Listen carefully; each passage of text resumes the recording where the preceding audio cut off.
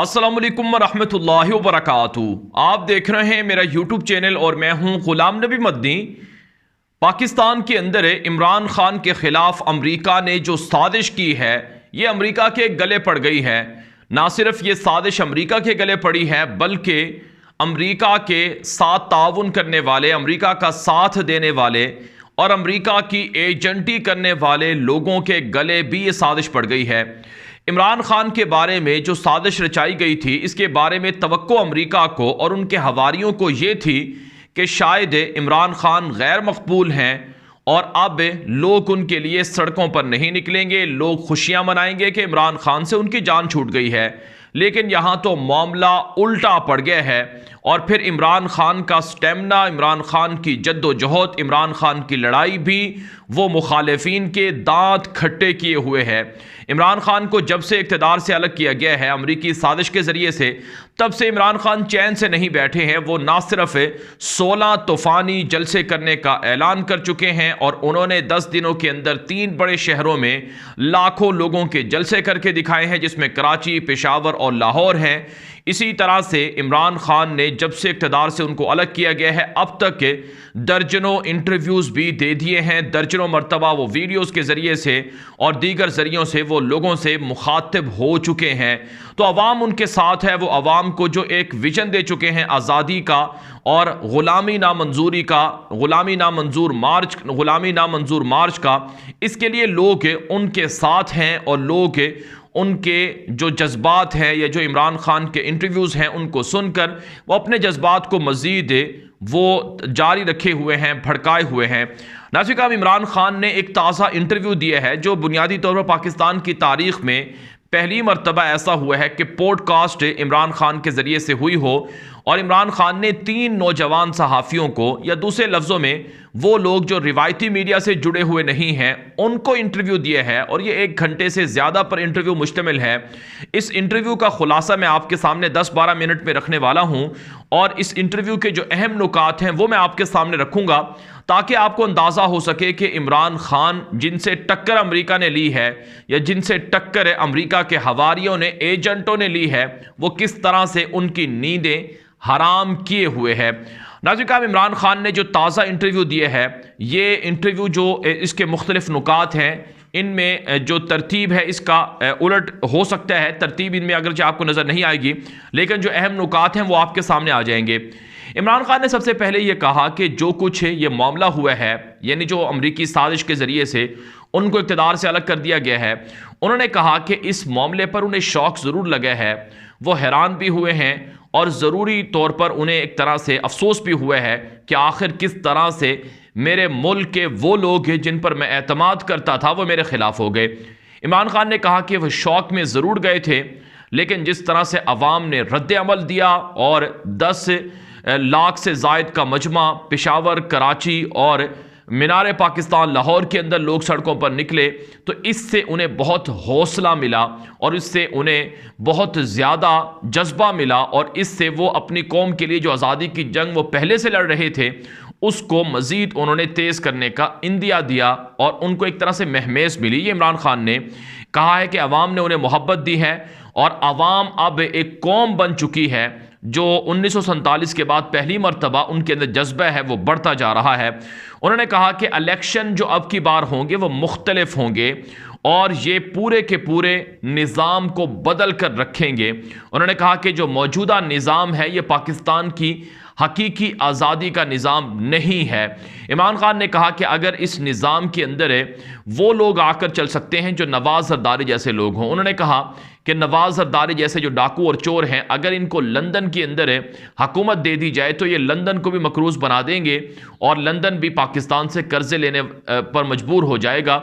इसलिए इस निज़ाम को ज़रदारी, नवाज़ जैसे लोग तो चला सकते हैं और वो इसके ज़रिए से आवाम को लूट सकते हैं, लेकिन अगर हमने हकीकी आज़ादी हासिल करनी है तो इस निज़ाम को बदलना है। इमरान खान ने अपने इस इंटरव्यू के अंदर ये बात कही है कि उन्होंने माजी के अंदर बहुत कुछ सीखा है। 3.5 साल जो उनकी हुकूमत रही, इससे उन्होंने बहुत कुछ सीखा है उन्होंने कहा कि जब उनकी हुकूमत आई तो उनके पास अक्सरियत उस तरह से नहीं थी, नंबर्स उनके पास पूरे नहीं थे, अगरचे इलेक्शन में उनके पास सीटें ज़्यादा थी लेकिन जो नंबर थे हुकूमत बनाने के वो पूरे नहीं थे। तो उन्हें लगा एक मरहले पर कि ज़रूर दोबारा इलेक्शन होने चाहिए, लेकिन फिर वो बहुत सी चीज़ों को देख कर मजबूर हुए। ताहम उन्होंने 3.5 साल में बहुत कुछ सीखा है। अब उन्होंने कहा कि अगर हम दोबारा इलेक्शन लड़कर आते हैं तो अब हमारी पहले से ज़्यादा तैयारी होगी, मेरे पास बहुत ज़्यादा तजर्बात हैं। अब हम जो बड़ी बड़ी पोस्टों पर उन लोगों को लगाएंगे जिनको हम ज़्यादा ज़रूरी समझेंगे और जिनको खुद इंटरव्यू करके और ख़ुद उनको जांच कर पड़ताल करके फिर उनको लगाएंगे, ताकि आइंदा हमें कोई धोखा ना दे सके। ये इमरान खान ने इंदिया दिया है। साथ साथ इमरान खान ने पाकिस्तान में सदारती निज़ाम लाने का भी इशारा दिया है। वो पहले भी एलानिया कह चुके हैं कि ये मौजूदा निज़ाम इस मुल्क के लिए अब नाकाफ़ी है और ये मौजूदा निज़ाम इस मुल्क को अमरीका की ग़ुलामी या हकीकी आज़ादी देने के लिए काफ़ी नहीं है। इमरान खान ने कहा कि जहांगीर तरीन अलीम खान के हवाले से जब सवाल हुआ कि उनसे दूरियां क्यों बढ़ी, तो इमरान खान ने कहा कि चूंकि मैं मेरिट के खिलाफ नहीं जाता हूं और मेरी ज़िंदगी का ये रिकॉर्ड रहा है कि मैंने मेरिट पर फैसले किए हैं, मेरे सब करीबी लोग मुझे जानते हैं। तो अलीम खान का जब से स्कैंडल आया चीनी का, शुगर का, तो उसके बाद से जो इंक्वायरी हुई तो उसने मुझसे दूरियां इख्तियार कर ली। उनको तवक्को ये थी कि मैं भी चूंकि इक़्तिदार में हूं तो उन्हें फ़ायदा दूंगा, लेकिन मैंने उन्हें फ़ायदा नहीं दिया। अलीम खान के हवाले से उन्होंने कहा कि उनकी ज़मीन थी गैर कानूनी, वो उसे लीगल करवाना चाहते थे, जिसके लिए मैंने उन्हें किसी भी तरह की फेवर नहीं की, इसलिए वो मुझसे अलग हो गए। तो बहुत अफसोस हुआ कि जिन पर एतमाद किया जाता है उन्होंने धोखा दिया। इससे ये बात वाज़ेह होती है कि इमरान खान ने यह कह दिया है कि करप्शन पर कोई समझौता नहीं है, चाहे मेरा करीबी हो या कोई मेरिट के खिलाफ मैं फैसला नहीं दूंगा, चाहे मेरा करीबी ही क्यों ना हो। इमरान खान ने यह भी कहा कि मैंने 3.5 साल के अंदर यह सीखा है कि पाकिस्तान में मैं बहुत से माफियाज को, क्रिमिनल्स को, जराइम पेशा लोगों को सज़ा देना चाहता था और हमने उन्हें सज़ा भी दी। हमने माफियाज से ज़मीनें वागुजार करवाई जो उन्होंने कब्ज़ा की हुई थी। लेकिन मुझे अफसोस उस वक्त हुआ कि जब यह मालूम हुआ कि अंदर से लोग इनके साथ मिले हुए हैं, यानी क्रिमिनल्स और माफियाज के साथ अंदर से लोग मिले हुए हैं। यानी इमरान खान चाहते थे कि वो सज़ाएं दें, लेकिन अंदर से इदारों के लोग उनके खिलाफ हो जाते थे, जिसकी वजह से इमरान खान मजबूर थे और एक तरह से वो फैसले नहीं कर पाते थे और उनके खिलाफ, उनके अगेंस्ट अंदर से ब्यूरोक्रेसी और इदारे और दीगर लोग हो जाते थे। इसका भी इमरान खान ने इस इंटरव्यू के अंदर वाज़ेह तौर पर इजहार किया है। साथ साथ इमरान खान ने यह कहा है कि पाकिस्तान के मुस्तकबिल के लिए 2 ही रास्ते हैं और ये दोनों रास्ते अब अवाम ने इख्तियार करने हैं। एक रास्ता आज़ादी का, खुददारी का और अजीम रास्ता है, दूसरा रास्ता तबाही का रास्ता है। वो ये है कि जिस तरह से इन चोरों ने हुकूमत हासिल की है इनको कबूल कर लिया जाए और जिस तरह से अमेरिका की ग़ुलामी इन चोरों ने कबूल की है अवाम भी इनको कबूल कर ले। तो ये 2 रास्ते हैं, अजीम रास्ता और तबाही का रास्ता। तो अब कौम को फैसला करना है कि वो अजीम रास्ते पर चलेंगे या फिर वो ग़ुलामी के रास्ते पर चलेंगे। साथ इमरान खान से जनरल फैज़ हमीद के हवाले से सवाल हुआ तो इमरान खान ने इस पर बड़ी ज़बरदस्त बात की है और पहली मरतबा खुलकर वो बात की है जिससे अब मुखालिफिन भी छोटा सा हिस्सा वो उनके जवाब का लेकर सोशल मीडिया पर वायरल कर रहे हैं। मसलन इमरान खान के खिलाफ अब इस इंटरव्यू के आने के बाद ये कहा जा रहा है कि इमरान खान ने तो ये कहा है कि जनरल फैज़ हमीद उनके कान थे, उनकी आंखें थीं, उनको चूंकि ISI के चीफ नहीं रहने दिया गया तो इस वजह से जो इमरान खान हैं उन्होंने इसको अमरीकी साजिश का नाम दे दिया। साथ साथ ये भी कहा जा रहा है, इमरान खान ने बुनियादी तौर पर क्या कहा है इंटरव्यू के अंदर, वो ये कहते हैं जनरल फैज़ हमीद थे वो इनको ISI का चीफ मजीद रखना चाहते थे। 2 वजह से वो रखना चाहते थे। एक वजह तो ये थी कि अफगानिस्तान के अंदर सिविल वार का अंदेशा था और अफगानिस्तान की जंग में उन्होंने बेहतरीन रोल अदा किया था, तो अफगानिस्तान से पाकिस्तान मुतासर ना हो, पाकिस्तान में हालात ख़राब ना हो, इस वजह से वो जनरल फैज़ हमीद को ISI का चीफ मजीद रखना चाहते थे। फिर दूसरी वजह ये थी कि वो ये कहते हैं कि जुलाई के अंदर उनको अंदाज़ा हो गया था कि नवाज शरीफ के साथ लंदन में अमरीकियों की मुलाकातें हो रही हैं, साजिशें बनाई जा रही हैं, तैयारियां की जा रही हैं मेरी हुकूमत गिराने के लिए और चोर और डाकू हुकूमत हासिल करना चाहते हैं अमरीकियों के साथ मिलकर। तो वो चाहते थे कि जनरल फैज़ हमीद को रखा जाए ताकि वो इन साजिशों का खुलकर और बढ़कर मुकाबला कर सकें। नाज़रीन, इमरान खान दिल के सच्चे हैं, वो हमेशा दिल में बात नहीं रखते हैं बल्कि जो बात होती है दिल में वो बाहर भी निकाल देते हैं, कर देते हैं। अब उन्होंने ये वाज़ेह कर दिया कि जनरल फैज़ हमीद बेहतरीन ड्यूटी या जिम्मेदारी निभा रहे थे, तो उनको इन अमरीकियों के ख़िलाफ़, इन साजिशियों के ख़िलाफ़, इन चोरों के ख़िलाफ़ रखना ज़रूरी था, लेकिन उनको अचानक से तब्दील कर दिया गया और ये इमरान खान को हटाने की एक वजह भी बनी है। अब इसमें कुछ लोग कह रहे हैं कि अमरीकी साजिश तो थी ही नहीं, ये तो जनरल फैज़ हमीद का मसला था जिस पर उनको हटाया गया, इसको नाम अमरीकी साजिश का दे दिया। नाज़रीन काम, कोई अमरीकी साजिश एक दिन में तैयार नहीं हुई। जो इमरान खान कहते हैं कि 7 मार्च को मरासला आया था, ये अहमक लोग अवाम को बेवकूफ़ बनाते हैं ताकि अवाम के जहनों को डिवाइड करके अवाम को इमरान खान से मुतनफ़र कर दें। हकीकी बात यह है कि मैं आपको, नाज़रीन काम, मेरी इस चैनल पर वीडियोज़ मौजूद हैं आज से 9 महीने पहले जब अफगानिस्तान में अमेरिका को शिकस्त हुई थी, पाकिस्तान जीता था, जनरल फैज़ हमीद काबुल गए थे, वहाँ उन्होंने चाय की प्याली पी थी होटल के अंदर खड़े होकर। मैंने उसी मौके पर एक वीडियो बनाई थी और ये कहा था कि अमेरिका पाकिस्तान से बदला लेगा, और उस मौके पर अमेरिका के सेनेट के अंदर, कांग्रेस के अंदर पता नहीं कितने जो सेनेटर थे, उन्होंने वो बाकायदा एक बिल पेश किया, मूव पेश की कि पाकिस्तान पर पाबंदियां लगाई जाए, पाकिस्तान के खिलाफ एक्शन लिया जाए। तो अमेरिका ने कोई एक रात में साजिश तैयार नहीं कर दी कि इमरान खान को अब गिराना है, और ना ही इमरान खान का यह मौकफ है कि अमेरिका ने एक रात में साजिश तैयार कर दी है, बल्कि अमेरिका ने उस वक्त से साजिशें शुरू कर दी थी जब इमरान खान ने अमेरिका को अड्डे देने से इनकार कर दिया था, जब अफगानिस्तान की जंग जारी थी।